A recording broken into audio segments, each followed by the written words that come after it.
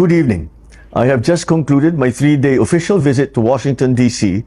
upon the invitation of U.S. President Donald Trump. This visit speaks of the breadth and depth of the alliance of the Philippines and the United States that span the various facets of our bilateral relations. At this brief visit, I had productive discussions with President Trump and with key U.S. government officials, including Secretary of State and National Security Advisor Marco Rubio and the Secretary of Defense Pete Hegseth. We reaffirmed our mutual commitment to further strengthening our long-standing alliance and growing our economies for the benefit of the people and in pursuit of our national interest. We exchanged views on key regional and international security issues, focusing on how the two countries could cooperate and contribute towards addressing common challenges and priorities.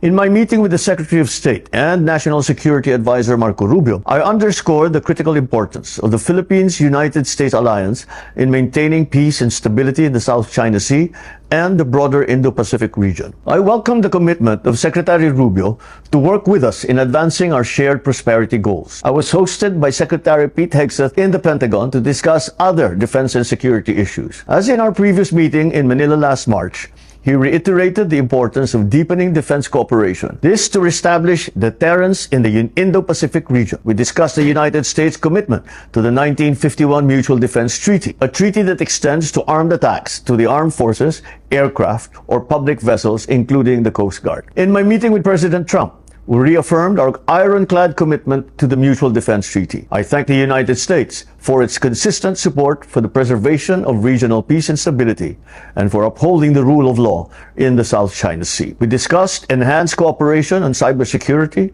energy supply, resilience, and critical infrastructure. I underscored the importance of our multilateral engagement, especially with neighboring countries, to continue to reinforce the network of common alliances in the region. We welcome the U.S. government's pledge of an additional $15 million for private sector development under the Luzon Economic Corridor Initiative and an additional $48 million in foreign-assisted projects. We will continue to work with the State Department as well with the U.S. Congress for the implementation of these programs. I conveyed to President Trump that we remain positive about the future of PH-US trade, including investment relations, especially in the context of economic security and a fair, balanced reciprocal trade. We expressed our commitment to continue engaging his team to further bolster PH-US ties and strengthen Philippines' economic security. On the sidelines of the visit, I also met with business leaders and top executives of leading global investment, healthcare, infrastructure, and semiconductor firms. Expanding our economic engagements to provide opportunities for building economic security and resilience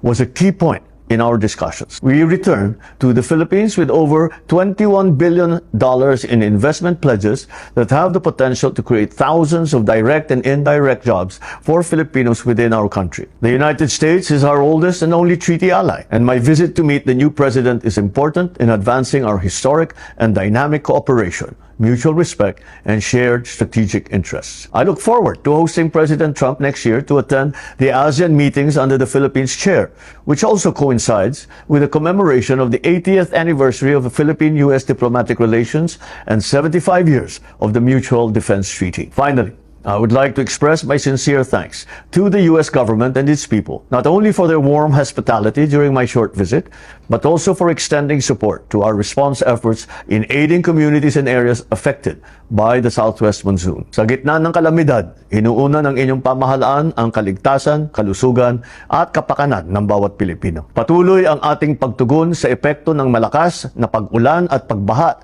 dulot ng habagat sa iba't ibang panig ng bansa. Ang ating mga ahensya, katuwang ang mga lokal na pamahalaan, ay walang patid sa pagsasagawa ng mga rescue and relief operations upang masigurong agad na makarating ang tulong sa mga pamilyang apektado. Hinihikayat ko ang lahat na makipagtulungan sa mga otoridad, sundin ang mga babala ng panahon at agad na lumikas kung kinakailangan. Sa ating pagkakaisa at pagtutulungan, malalampasan natin ang pagsubok na ito. Maraming salamat po.